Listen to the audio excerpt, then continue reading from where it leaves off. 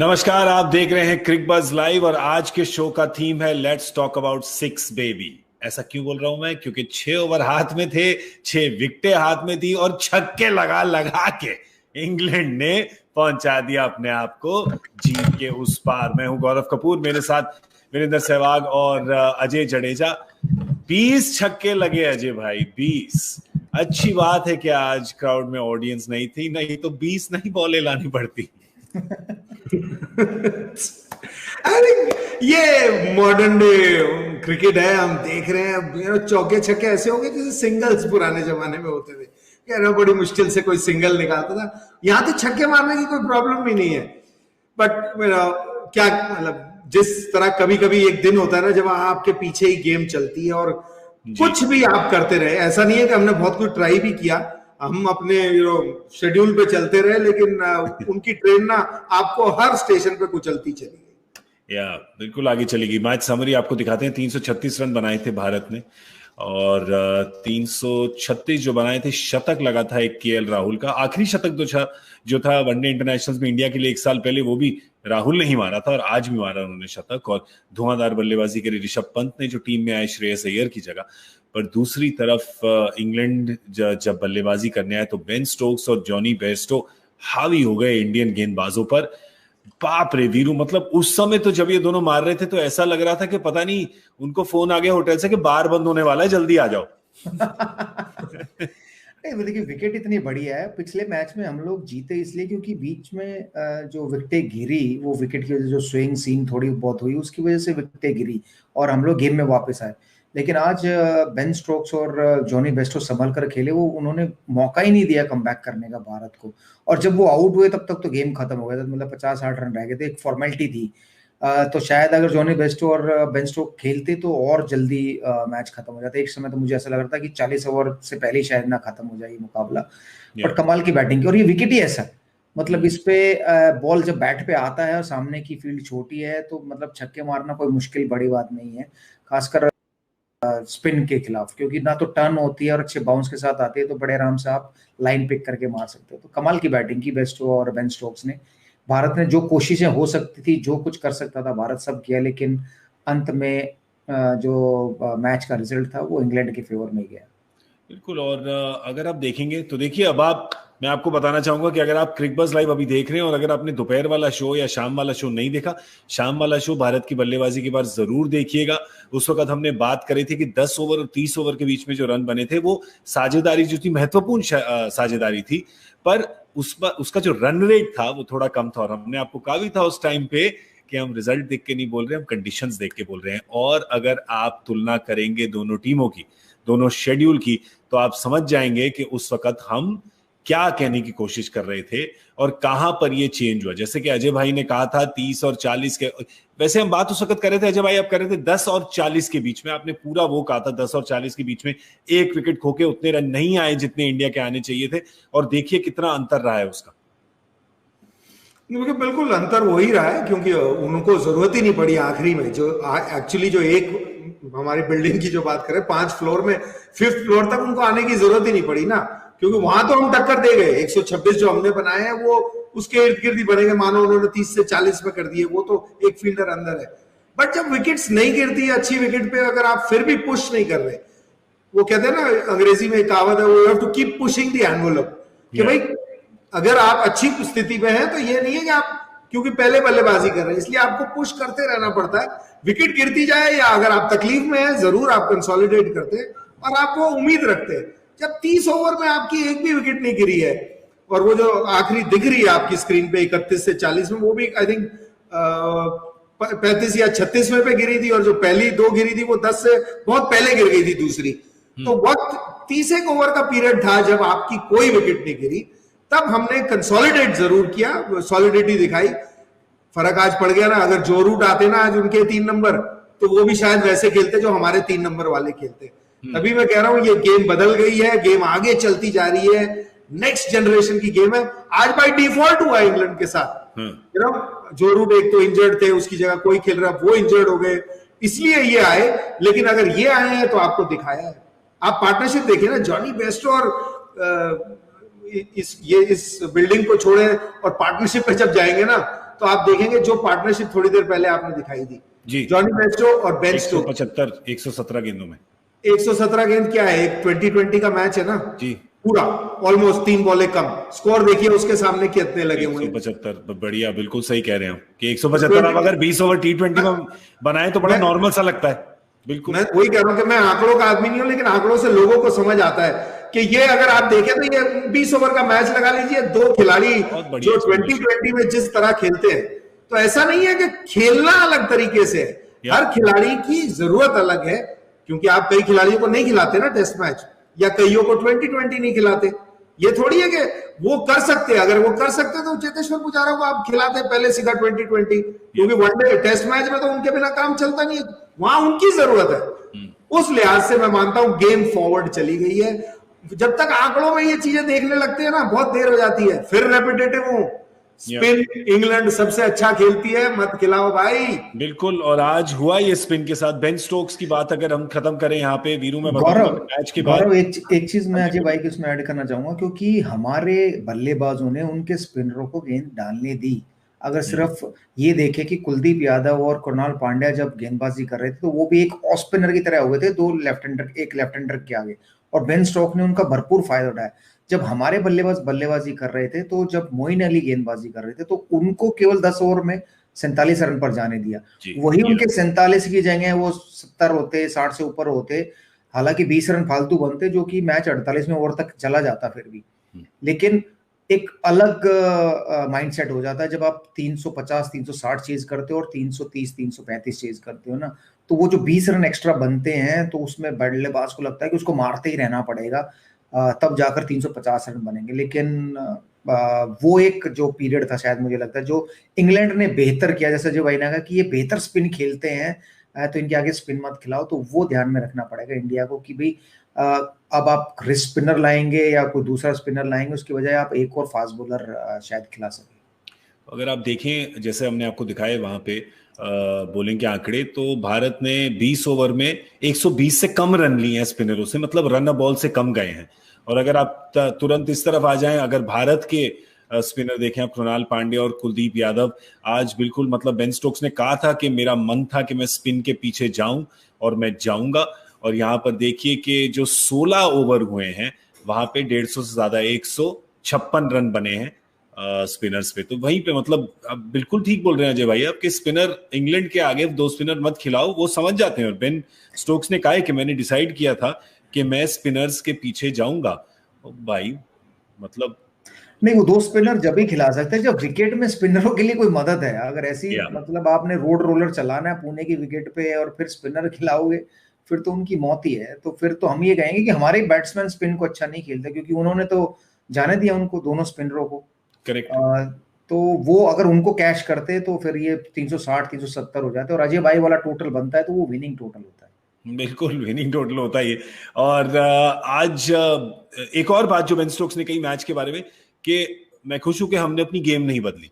UN Morgan ने भी कहा था पहले मैच के बाद कि ये हमारी गेम है, हम ऐसे ही खेलते हैं, अगर हम 50 रन कम पड़ गए तो पड़ गए, पर हम अपनी गेम नहीं चेंज करेंगे। और आज बेन स्टोक्स ने दिखाया कि उन्होंने अपनी गेम चेंज नहीं करी। पहले 10 ओवर में भी आक्रमण किया, और उसके बाद तो मतलब थोड़ी सी जब बेन स्टोक्स की आंख लग गई अंदर, तो अजय भाई मतलब मजे के लिए छक्के मार रहे थे यार। वो 10 छक्के लगाए हैं उन्होंने, 99 बनाया है, मतलब इतना तेज शतक। अगर आप मान ले 1 रन और होता तो one of the fastest 100s इनका जो है वो हो जाता। पर मतलब प्रहार किया है तगड़ा उन्होंने आज, बहुत तगड़ा प्रहार, और बहुत सॉलिडिटी के साथ। क्योंकि आपने जैसे खुद कभी बताया कि शुरू में ना ऐसा नहीं है कि पहली गेंद से ही प्रहार करना शुरू कर दिया, ऐसा लग रहा है कि ना 52 गेंदों पे 90 रन है। नहीं, क्योंकि मैं आपको करेक्ट 50 उनका हुआ था 40 गेंदों में, तो यही। हाँ, तो वो तो ऐसा भी नहीं है कि बिल्कुल क्रेजी गए, थोड़ा सा पहले स्टेबिलिटी भी दिखाई, क्योंकि इतनी आगे आए थे और वक्त था, और साथ में खेल रहे थे जॉनी बेस्टो। लेकिन सही कह रहे, जो आपने उन्होंने प्रहार किया ना स्पिनर, एक तो कुलदीप के लिए थोड़ा बुरा लगता है कि 1 साल नहीं खेले, आए हैं फिर वही टीम के विरुद्ध जिसकी वजह से 2 साल बाहर बैठे हैं। आसान नहीं होता किसी के लिए भी, यहां बैठ के हमें आसान लगता है, लेकिन जब आप खेल रहे हैं तो आपसे अपेक्षा रहती है। तो उनके पीछे पड़ गए, और जब वो पीछे पड़े ना, तो डिसअपॉइंटमेंट यही होता है कि हार जीत होती है, मार पड़ता है, लेकिन एक ऐसा लगा कि यार छोड़ के बैठ गए। 2-3 बार तो जब स्क्रीन पे भी देखा, हमारे कोच जो पीछे थे वो तो कर रहे थे अपनी कोचिंग, इधर डाल उधर डाल, लेकिन बाकी सब लोगों के साथ जब खड़े हुए नजर आते थे ना स्क्रीन पे, तो ऐसे एक छोटे से बच्चा खड़ा होता ना, हाथ पीछे करके खड़ा, और बाकी सारे ऐसे चढ़े हुए हैं उसके ऊपर, जैसे कि उसी की वजह से हार गए। बाकियों के आंकड़े एंड में ठीक लग रहे हैं, लेकिन भाई 35 ओवर तक किसी के भी आंकड़े ठीक नहीं थे। तो एब्सोल्युटली राइट। और एक और बात गेंदबाजी में वीरू, मतलब हार्दिक पांड्या ने आपको प्रॉपर 5वीं गेंदबाजी की भूमिका निभाई T20 में, तो मतलब 4 ओवर तो डाले वहां पे, दिखे ही नहीं है यहाँ पर। मेरे ख्याल से उन्होंने ये कहा होगा कि मैं सिर्फ T20 में गेंदबाजी कर सकता हूँ, मैं 4 ओवर वहां डाल सकता हूँ, शायद मेरे लिए 10 ओवर डालना मुमकिन नहीं है। बट ये हो सकता था आज, हाँ मैं भी यही कहने वाला था कि आज यही हो सकता था कि आप एटलीस्ट एक चेंज कराने के लिए 2 या 3 ओवर का स्पेल तो उनको दे सकते थे। बट ये समझ में नहीं आता कि वो अगर T20 में 4 ओवर डाल सकते हैं तो वनडे क्रिकेट में क्यों नहीं डाल सकते। तो अगर वो एज ए बैट्समैन ही खेलना चाहते हैं तो फिर ये बताइए कि हाँ ये एज ए बैट्समैन खेलेंगे वनडे क्रिकेट में, तो फिर उनकी जो परफॉर्मेंस है वो भी उसी तरह से आकी जाए कि वो एज ए बैट्समैन खेलेंगे, ना कि एज ए ऑलराउंडर। क्योंकि एज ए ऑलराउंडर में ना बेनिफिट मिल जाता है कि आज आपने बैटिंग में नहीं किया है, कुछ मैचेस में आपने बॉलिंग में कर दिया, लेकिन अगर वो बॉलिंग करेंगे नहीं वनडे क्रिकेट में तो फिर वो एज ए बैट्समैन ही आके जाएंगे, तो उनकी परफॉर्मेंस भी वैसे ही आकी जाएगी। तो थोड़े निराश हूं मैं कि उन्होंने एक भी ओवर नहीं डाला, क्योंकि अगर बॉडी ठीक है 4 ओवर T20 में डाले तो 1 या 2 ओवर डाल सकते थे। अगर वो ब्रेक थ्रू दिला देते तो उतना ही काम आता ना, कि भाई अपने 2-3 ओवर डाले और 1 आउट कर दिया, बस चलिए मैंने मेरा काम कर दिया, अब दूसरा वापस बॉलर आ जाए। अब और कुलदीप यादव की एक कमजोरी मुझे लगी कि अजय भाई ने एक बार मेंशन किया था कि 1 साल से वो कोई मैच नहीं खेले हैं, ना उनकी फिटनेस उनको देखने को मिली कि बहुत अच्छी फिटनेस होगी, ना उनकी एक्यूरेसी देखने को मिली बॉलिंग की कि भाई एक जगह टप्पे पे बराबर गेंद डाले जा रहे हैं। आज छोटी भी डाली है, ओवर पिच भी डाली है, बाहर लेग स्टंप की भी डाली है, ऑफ स्टंप की भी डाली है, हर जगह गेंदबाजी हो रही थी। तो जिससे वो कहते हैं ना एक गुच्छा जो बनाना चाहिए स्पिनर को, वो गुच्छा नहीं बना, जहां से बैट्समैन को आप सवाल पूछ सको, अच्छा चलो यहाँ से मार लो, अगर मार सकते हो तो, एक मिस हिट हुई तो आउट होने के चांस है, बट एक आगे से खाया, फिर एक पीछे से खाया, फिर एक फुल टॉस, फिर एक शॉर्ट पिच, वो गलत है। तो वो एटलीस्ट अगर नहीं खेल रहे थे तो अपनी लाइन और लेंथ पे एक्यूरेसी पे ध्यान दे सकते थे कि भाई जब भी मैं खेलूं तो जहां मैं चाहूं वो गेंद गिरे। कुलदीप यादव के साथ तो हुआ है, आज बेन स्टोक्स पड़ गए थे उनके पीछे। बेन स्टोक्स की काफी बात करी हमने, दूसरी तरफ जॉनी बेयरस्टो की भी बात करनी चाहिए। सलामी बल्लेबाज जो हैं, शतक लगाया बहुत ही शानदार उन्होंने। जेसन रॉय और वो दोनों ही बहुत ही बढ़िया जो है शुरुआत दी उन्होंने पारी पे, और फिर उसके बाद जाके शतक बनाए, 124 रन बनाए उन्होंने, 11 चौके 7 छक्के। वीरू आपने कहा था कि जॉनी बेयरस्टो के ऊपर बहुत कुछ निर्भर है, जॉनी बेयरस्टो ने उठाया कंधों पे अपना प्रॉपरली आज। नहीं, अगर आप ये भी देखें तो आज ज्यादा आक्रामक रूप जेसन रॉय ने अपनाया होता, जॉनी बेयरस्टो बड़े आराम से खेल रहे थे, क्योंकि उनको भी रियलाइज हो गया कि हबड़ा दबड़ी करके कोई फायदा नहीं होना, विकेट दे दिया तो मैच हार सकते, तो बड़े आराम से खेल रहे थे। जब जेसन रॉय आउट होके गए तब जॉनी बेयरस्टो ने चार्ज लिया, और फिर उन्होंने क्या चार्ज लिया, तो बेन स्टोक आ गए उनके साथ, तो दोनों ने एक साथ चार्ज लिया, और 117 बॉलों में 175 रन की पार्टनरशिप किसी भी बॉलिंग अटैक को ध्वस्त कर सकते हैं ये दोनों बल्लेबाज, इनमें वो दमखम है। तो आज सूझबूझ के साथ खेले मैं कहूँगा जॉनी बेयरस्टो। हालांकि स्ट्राइक रेट उतना ग्रेट नहीं है उनका, बट उन्हें मालूम था इंपॉर्टेंस की, अगर मैं आज 30-35 ओवर तक क्रीज पे रहूंगा तो हम शायद हार नहीं जाएंगे, क्योंकि पिछली बार वो 14 ओवर में इतने ही रन, लगभग 95-96 रन बनाकर आउट हो गए थे। आज वो रहे हैं क्रीज पर ज्यादा देर, तो बेनिफिट मिला इंग्लैंड को भी और जॉनी बेयरस्टो को भी। मजेदार तो लगा, पर एक देखिए आज फील्डिंग रही तगड़ी इंडिया की, और स्पेशली वो रोहित शर्मा का रनआउट, अजय भाई जो उन्होंने जेसन रॉय का रनआउट किया है डाइव करके, 2 डाइवें लगाई उन्होंने, एक में दिल खुश हो गया, दूसरे में दिल रुक गया बाउंड्री पे। रोहित शर्मा बदमाश है ना अपनी तरह, तो उन्होंने भी मजे लिए सबसे, क्या वो डाइव मारी, क्योंकि अगर तो कुछ हुआ था तो इतनी जल्दी ठीक नहीं हो सकता था। तो देखने में लगा, लेकिन पहले वाला अच्छा लगा जब उन्होंने वो रनआउट किया स्क्रीन पे ना, एकदम से नहीं, मेरे को लगा विराट कोहली ने रोका है शायद, है ना, चुस्ती फुर्ती आप नॉर्मली विराट कोहली से देखते कूदते हुए, रोहित शर्मा को देख के अच्छा लगा। और एक होता है रोकना, क्योंकि अभी ना दोनों बीच में फंसे हुए थे, उसके बाद क्योंकि स्टेबल हेड है, वहां से पकड़ के उस तरफ मारा जहां बैट्समैन भाग ही नहीं रहा था। तो रोहित शर्मा देखिए एंटरटेन करते ही रहते हैं, लेकिन मैं कहूंगा अभी 20-40 के बाद ना एक आध 100-150 दिखाएं, क्योंकि आप बहुत अच्छे, मैं और आप तो उसके बहुत बड़े फैन है, मैं और आप आर्टिस्ट के, लेकिन अगर टीम जब नहीं जीतती ना, फिर आप याद करते हैं कि यार हमारे साथ ओपनिंग में क्या हो रहा है, हम क्यों इतना स्टार्ट ले रहे? क्योंकि आंकड़ों में दिखाऊं ओपनिंग का फर्क, तो पहली 200 बॉलें जो खेली है ना इंग्लैंड ने, उनके करीबन 250 रन है, और हमारी पहले 200 बॉलों में शायद 160-70 रन है जी। तो हम पीछे से वार कर रहे हैं, तो आगे से हमारे को थोड़ी सी कमी मिल रही है। और फील्डिंग रोहित शर्मा की ना अब हल्की होती जा रही है। आज एक रन आउट कर दिया है। भाई जो दिखता है वो बोलता हूँ, मैं उसका बहुत बड़ा फैन, लेकिन रियलिटी है। क्योंकि क्या होगा ना, हम तो अभी बोल रहे हैं क्योंकि जो दिख रहा है, लेकिन जो आंकड़ों से चलते हैं ना, फिर ये होगा कि 2-4-5 मैच कभी आगे पीछे होंगे, फिर कहेंगे अरे यार अब तो ये फील्डिंग भी नहीं कर, आज अच्छी वो रन आउट किया है, लेकिन जनरली बट। और ये स्लाइड जो है ना, ओवरवेट की स्लाइड जो है, क्योंकि इस उम्र में पहुंच चुके हैं तो समझ आती है कि जब 20-22 में आप होते हो ना, तो आपको वो स्लाइड इतनी लगती नहीं है, लेकिन 30s के बाद ना वो स्लाइड नहीं है, वो फिर क्लिफ है। तो मैं चाहूंगा थोड़े से फिट हो जाए, पतले हो जाए, सिर्फ इसलिए कि मैं उनका दीवाना हूं। वीरू, आप तो जो सेकंड वाली जो डाइव थी बाउंड्री पे, उसको देख के आपने तो जरूर अपना सर हिलाया होगा कि बेटा क्यों कर रहा है। नहीं, वो डाइव मार के क्या वो मैच जीत सकते थे? क्या वो डिले कर सकते थे? अगर वो चौका जो भी नहीं हो सकता था तो फिर क्यों एफर्ट? अगर वो इंजर्ड हो जाते तो ज्यादा नुकसान होता भारत का। तो मैं तो हमेशा इस नजर से देखता हूं कि यार मैं यहाँ पर एफर्ट मारूंगा तो क्या फायदा होगा, तो मैं एफर्ट मारूं, नहीं फायदा हुआ तो कोई बात नहीं, नेक्स्ट मैच के लिए अपने आप को बचा के रखो, क्योंकि ये इंपॉर्टेंट मैच है वो आखिरी। यहाँ रोहित शर्मा चले तो जो ये 120, 95, 96 जो बैट्समैन बना रहे हैं ना, ये बनाएंगे 180, 190 या 200 भी बना सकते हैं जैसा ग्राउंड है। तो ये फर्क है उनमें। अगर वो चलते हैं तो फिर वो 150 से लेकर 200 के बीच में रन बनाएंगे। जो कि मैं शिखर धवन से मैसेज पे बात कर रहा था तो उनको यही कह रहा था, मैंने कहा भाई अब ये जैसा ग्राउंड है, जैसे विकेट है, कम से कम 150-200 के बीच में रन बनने चाहिए। तो हालांकि उन्होंने थम्स अप किया है कि मैं बनाऊंगा जरूर, तो होपफुली कि आखिरी मैच में वो बनाए उतने बड़े स्कोर। अजय भाई, जो वो डाइव की, सॉरी मैं कहीं और ही निकल गया था, इमोशनल हो गया था। डाइव में आप और मेरे को नहीं झटका लगा था, डाइव में झटका लगा था millions of Mumbai Indian fans, क्योंकि वो ना उस टीम के बंबू है, तो वो सारा तंबू खड़ा ही उनपे है, तो वो वहां पे उनको बड़ा लगा होगा। और एक सवाल है मेरा, मतलब वीरू से मैं टोटल एग्री करता हूँ कि जब मैच ऐसा है और आप इस उम्र में हैं तो आप ना मारे डाइव, लेकिन सारी दुनिया डाइव मारती है, सिर्फ हम या अपने पड़ोस में देश जो है या 2-3 देश जो है वहीं पर डाइव मारते हुए शोल्डर ज्यादा क्यों जाते तो ऑस्ट्रेलियंस और इंग्लैंड के भी है। कहीं ना कहीं बचपन से डाइव मारने की आदत डालो, कूदता फड़ता रहेगा ना तो बॉडी को आदत पड़ जाएगी, नहीं मारेंगे तो फिर सारी जिंदगी नहीं मार पाएंगे। Good point. नहीं, एक और चीज है, क्योंकि जब आपकी बॉडी स्टिफ हो जाती है ना, तब आप डाइव मारते हो तो टूटने के ज्यादा चांस रहते हैं। तो अगर आप ज्यादा क्रिकेट खेल रहे हो, थक रहे हो, बॉडी अकड़ गई है, उस अकड़न में अगर आपने डाइव मारी, इम्पैक्ट हुआ ना, तब आपके टूटने के चांसेस ज्यादा रहते हैं, जो अब मुझे बुढ़ापे में पता चल रही है।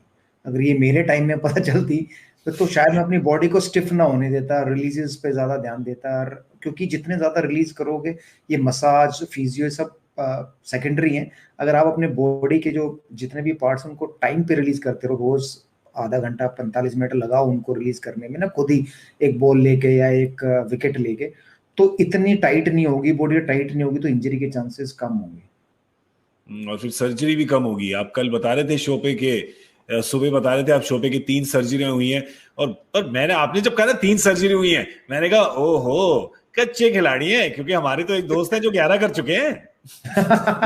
उनका मुकाबला नहीं हो सकता, मिस्टर नेहरा का मुकाबला नहीं कर सकते। टो से हेड तक की सर्जरियां कराई हुई हैं उन्होंने, तो उनके लेवल की तो सर्जरी मैं नहीं करा सकता। बट हाँ, मतलब चलते फिरते तो हमने भी 2-3 बार शरीर कटवा ही लिया है, बट उन्होंने तो हर अंग कटवाया हुआ है जो जरूरी होता है खेलने के लिए। यही तो आशु ने जोक मारा था ना मेरे साथ, मैंने कहा कोई बॉडी का हिस्सा है जहाँ पे सर्जरी नहीं हुई, तो उन्होंने कहा था बट अब जितनी कमेंट्री वो करते हैं उसमें उनको भी उसकी भी सर्जरी पड़ जाएगी, क्योंकि कभी कभी बोलते बोलते दांतों के बीच में जीभ आ गई तो कट जाएगी, टाके लगवाने पड़ सकते हैं। घबराइए मत आप लोग सब जो हमारे दर्शक घर पे बैठे हैं, आशु हमारे साथ होंगे, नेहरा जी हमारे साथ होंगे आईपीएल में। तो अभी उन्होंने सुन लिया, अभी वीरू ने क्या कहा, वो आएंगे वापस, वो आएंगे, इनका टेबल टेनिस चलेगा, पिंग पोंग देखने जरूर आइएगा यहाँ क्रिकबज़ लाइव पे, वो ऑफ कोर्स होगा आईपीएल के दौरान। विराट कोहली ने हार्दिक पांड्या के बारे में कुछ कहा है मैच के बारे में, मैं आपके सामने आप दोनों के सामने लाना चाहूंगा। उन्होंने कहा कि हम हार्दिक का वर्कलोड मैनेजमेंट कर रहे हैं। वर्कलोड मैनेजमेंट का हमको हार्दिक की सिस्टम को, उसकी बॉडी को मैनेज करना है, हमें समझना है कि कहाँ पे हमें चाहिए वो एज अ बॉलर, क्योंकि हमें उसकी बैटिंग भी यूज करनी है। तो हमें हार्दिक को फिट रखना है अगले कुछ महीनों के लिए, क्योंकि वो हमारा बहुत ही महत्वपूर्ण खिलाड़ी है। तो बट अगर अगले कुछ महीनों में तो होनी नहीं क्रिकेट इंडिया की, अब तो आईपीएल होनी है। तो अगर ये 3 मैच में अगर आप सीरीज हार गए तो आप बोल रहे हो कोई बात नहीं, क्योंकि हमें हार्दिक आज तो यूज था एज अ बॉलर। आज तो वो कह रहे हैं हमें जरूरत जब होगी तब यूज करेंगे। आज तो जरूरत थी आपको कि थोड़ा सा भी अगर चेंज अप हो जाता और तेज गेंदबाज ज्यादा चल रहा था स्पिनर की जगह। बट अगर उनके वर्कलोड में 2, 3, 5 ओवर नहीं आते तो फिर तो वो गलत है। फिर तो आप मतलब वर्कलोड सबका मैनेज हो रहा है। ये वो कहना चाह रहे हैं कि भाई हम सारे बॉलरों का वर्कलोड मैनेज करें तो हार्दिक पांड्या का भी मैनेज करें, लेकिन ये नहीं हो सकता ना कि वो एक भी ओवर ना डाले। तो मतलब 50 ओवर फील्डिंग करना ही तो एक थकने वाली बात है। तो उसमें अगर उन्होंने 4-5 ओवर और डाल दिए तो उससे कोई ज्यादा थकान नहीं होने वाली, या ज्यादा वर्कलोड उन पे आने वाला नहीं है। बट खैर मैं तो जानता नहीं ये डिसाइड कौन करता है कि वर्कलोड ज्यादा हो रहा है हार्दिक पांड्या का, क्योंकि जब से वो सर्जरी करा के आए क्रिकेट तो ज्यादा खेले नहीं है। 4 टेस्ट मैच में वो बाहर बैठे थे, 3 T20 खेले हैं वो 5, उन 5 में मेरे ख्याल से 2 या 3 बार उन्होंने बॉलिंग की होगी। तो वर्क उनके ऊपर जो लोड है अभी तक तो आया ही नहीं है जब से वो फिट होकर आए। मैं मान सकता हूँ कि अगर वो लगातार क्रिकेट खेल रहे हैं और लगातार हर फॉर्मेट खेल रहे हैं जिसमें उनको वर्कलोड ज्यादा है तो मैं समझ सकता हूँ। बट अभी तो उनके ऊपर से लोड डाला ही नहीं है। अभी तो T20 के 3 या 4 मैचों में ही उन्होंने 4-4 ओवर डाले। तो ये हो सकता है कि भाई उन्होंने कहा कि भाई मैं वनडे क्रिकेट में 10 ओवर नहीं डालूंगा क्योंकि शायद मेरी आईपीएल ना मिस हो जाए अगर मैं इंजर्ड हो जाऊं तो। यहाँ पर वही कि अगर कुछ ओवर आज मिल जाते शायद कुछ हो जाता। देखिए हुआ, क्योंकि एक बारी तो अजय भाई मौका आया था ऐसा जब इंडियन फैंस को लगा था कि अरे उम्मीद पे दुनिया कायम है, क्या इस अंधेरे टनल के एंड में एक लाइट है, क्या है। 3 विकेटें गिर गई थी, 285 पे 1 था। बेन स्टोक्स गया, फिर उसके बाद जॉनी बेयरस्टो गया, फिर उसके बाद जॉस बटलर गया। तो लगा कि एक मिनट अब कौन है क्रीज पे। डेविड मलान 1 मैच खेले हैं पहले, 1 दिवस के। लियम लिविंगस्टन जो पहला मैच खेल रहे हैं। मोइन अली आने को हैं, पर कहीं पे लगा भारत के फैंस को, भारत के बॉलर्स को कि भाई शायद इस दरवाजे में एक पैर की छोटी उंगली फंस गई है, कोशिश कर सकते हैं। बिल्कुल उसी टाइम पे वर्कलोड मैनेजमेंट कर दिया ना आपने। दोनों गेंदबाजों को हटा लिया, तेज गेंदबाजों को, और आपने कुलदीप और कुरनाल को 1-1 ओवर उसी टाइम पे कराया कि ऐसा ना हो कि वर्कलोड बढ़ जाए किसी का। तो वहां पे फिर सेट होने के बाद फिर दोबारा मौका मिला। नहीं, इसके बारे में ये आप मेरे को पता है, आपने जो उम्मीद लगा के बैठे थे वो ऐसे ही उम्मीद लगा के बैठे कि कोरोना मुझे नहीं होगा, मैं तो घूमता फिरता रहूंगा। मतलब ये उतना ही वाइल्ड शॉट है, आप घूमते रहिए मुझे नहीं होगा।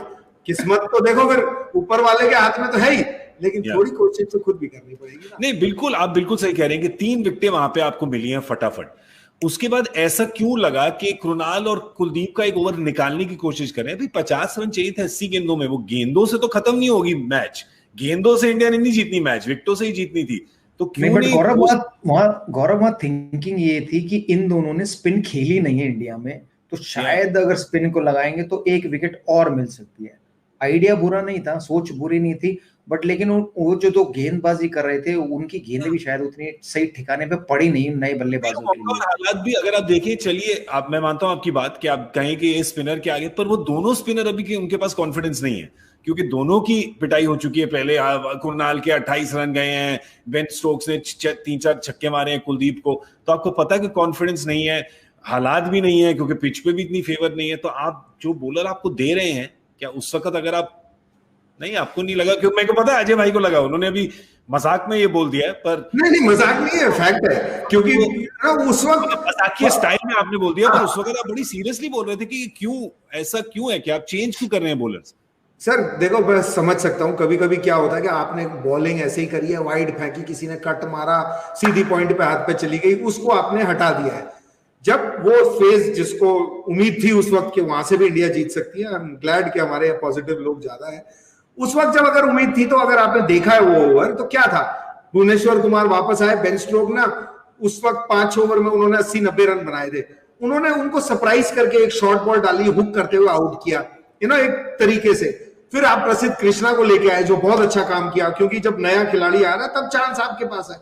उन्होंने एक जॉनी बेस्टो ने आपके हाथ में दे दिया वो एक लड्डू, लेकिन जॉस बटलर को उन्होंने जो गेंद डाली है वो एक होता है ना कि हाँ बॉलर अब रिदम आके उसने एक आउट किया है, एक होता है आउट विकेट मिलनी और एक होता है विकेट लेनी। ये दोनों बॉलरों ने एक एक दो ओवर ही डाला था और दो ओवर अभी बचे थे। आपका अगर कोई जीतने का चांस था तो वही था कि अगर आउट हो जाएंगे, क्योंकि 80 उस टाइम आई थिंक कोई 80-90 गेंदें थी, एग्जैक्ट नहीं मैं पक्का, लेकिन 40 या 42 रन बचे थे। और अभी मोइन अली जैसे आपने कहा, करण बंधु, दोनों भाई बैट पकड़ लेते हैं और ये दो जो खेल रहे थे, तो सब बल्लेबाज को आउट करे बगैर तो आप जीत ही नहीं सकते थे।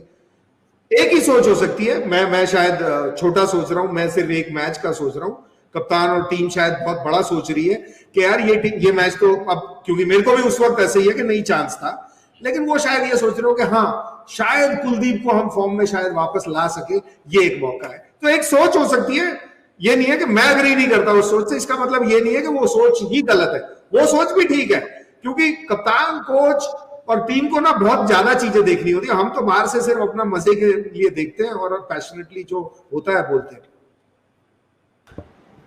तो अब ये मैच जो है उसमें एक जो मौका था वहां पे जब 3 विकेटें गिरी, पर उसके बाद अगर आप वो एक स्पेल ऑफ प्ले को छोड़ दें, वो 5-7 मिनट का, तो ये जो second half of the innings है, जो चेज है, उसमें इंग्लैंड पूरी कंट्रोल में लग रही थी। और रन जरूर एक टाइम पे तो लग रहा था कि कहीं 100 रन कम ना हो, पर एक बात जो वीरू और अजय भाई दोनों ने बोली है कि वो जो 350 का आंकड़ा जब क्रॉस हो जाता है तो मानसिकता जो है वो थोड़ी अलग हो जाती है।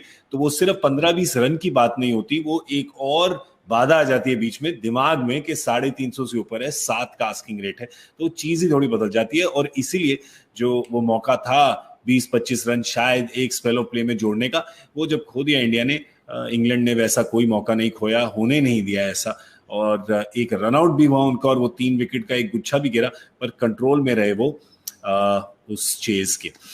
एक वो जो रनआउट भी हुआ था वो मैं बात करना चाहूंगा उसके बारे में, जिसके पहले हम ये वाइंड अप करें इस मैच के बारे में। वो जो रनआउट था, वो रनआउट था कि नहीं था? देखिए कहा तो उन्होंने नॉट आउट, पर पता नहीं आप लोग को कहाँ पे वो लाइन दिखी, मुझे तो लाइन दिखी और बैट लाइन के ऊपर नहीं दिखा। आप दोनों को क्या दिखा? आगे दिखा पीछे दिखा, आगे दिखा पीछे दिखा। हाँ जी वीरू जी, मतलब मैंने दे दिया ना आउट इशारा। अच्छा आउट। मुझे लगा न्यूज चैनल वाला कर रहे हो, मैं बोलूंगा। नहीं मतलब मैं और क्यों जाऊं डिटेल में, क्यों और उनके बारे में बोलूं, मतलब अंधों में काना राजा होता है, ये कहावत है एक, कि वो कहते हैं ना कि भाई अंधों में काना राजा होता है, जिसकी एक आंख होती है वो अंधों का राजा होता है। तो मतलब यहाँ तो 2 आंखें होते हुए भी वो अंधा हो गया, अंपायर क्या कर सकते। अजय भाई आपकी इसकी इस एम्पायर के पास तो 36 थी आंखें, जल्दी डिसीजन देना था। नहीं खुद की तो 2 ही थी। अच्छा मेरे को तो देखो लाइन का पता क्या, एक और भी चीज है ना ब्रदर, लाइन क्या आप उस तरफ हो या इस तरफ, उसके ऊपर डिपेंड करता है ना। समझे आप लोग? मतलब वो कहां से लाइन के उस तरफ मुझे कुछ नजर नहीं आया, या मैं एक्चुअली सोनी को फोन करने वाला हूं कि एक नया टेलीविजन भेजे, अकाई का टेलीविजन बेकार है, कि उसमें लाइन के आगे मुझे आगे दिख रहा था, पता नहीं आप लोग को कहां पीछे दिखा, मतलब आउट दिखा कि मेरे को तो आउट ही दिखा, जैसे वीरू को दिखा। आपको नहीं दिखा आउट?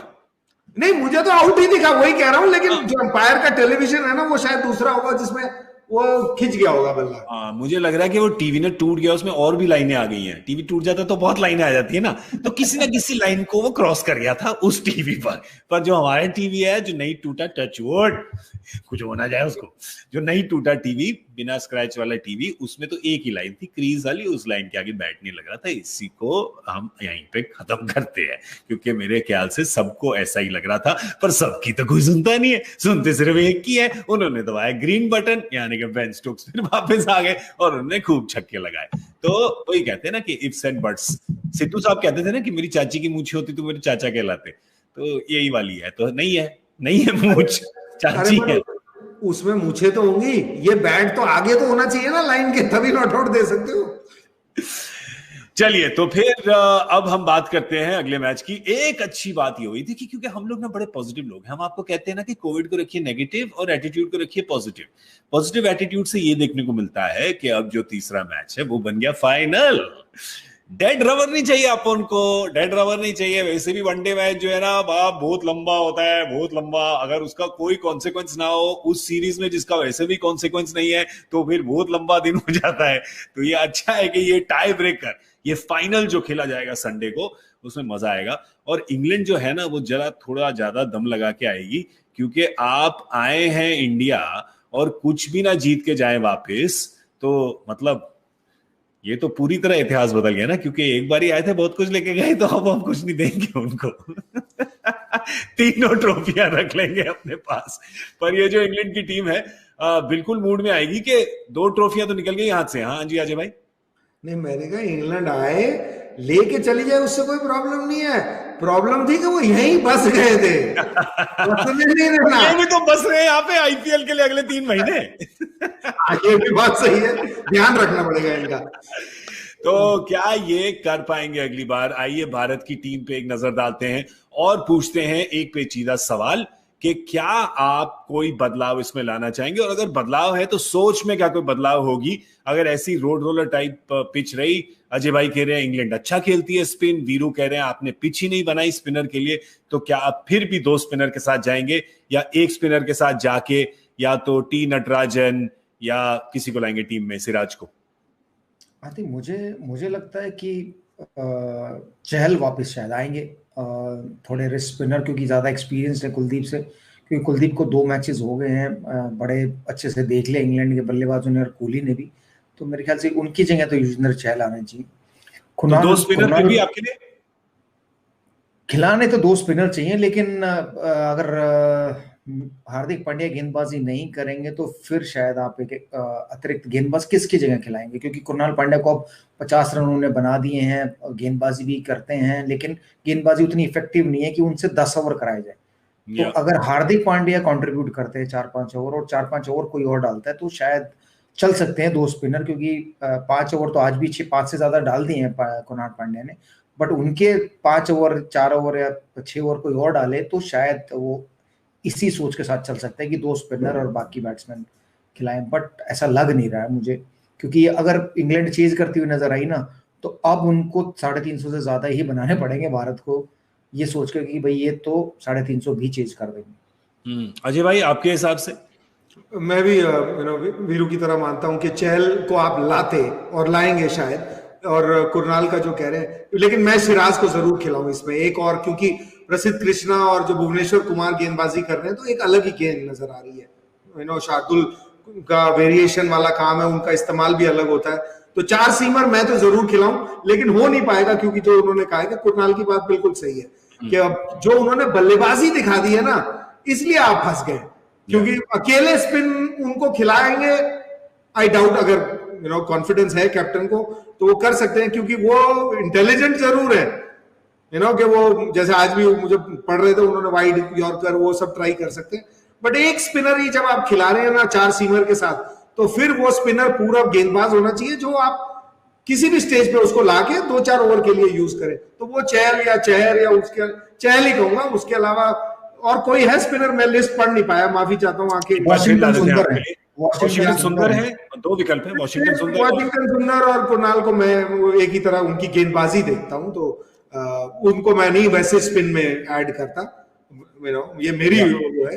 तो मैं चहल मैं 4 सीमर खिलाऊं, ये जो खेल रहे हैं इनके साथ एक सिराज को खिलाऊं, अटैक करूं ऑल द वे।